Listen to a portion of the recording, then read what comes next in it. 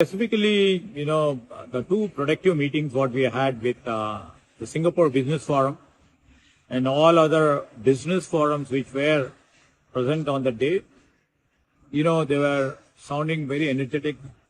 They were sounding very positive to come forward and put their investment in terms of fab industry, the semiconductor industry.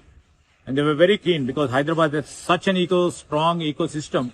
They would like to come forward and put their investments in there and try to contribute and try to collaborate with the state of Telangana, one. And second thing is, when we had, other business meeting with the semiconductors, and they were also very keen.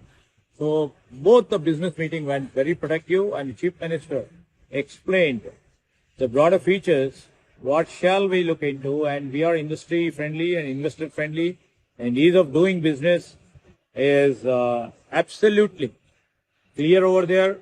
And on behalf of the government of Telangana, we given them the trust and the confidence to come and invest so that, their existence over there will be far-fetching than if and taking other route to India. And we had appealed to them, we should be a gateway. Hyderabad and state of Telangana should be gateway to India. And they were very, very sounding, very wishful and hope so. They'll come and invest.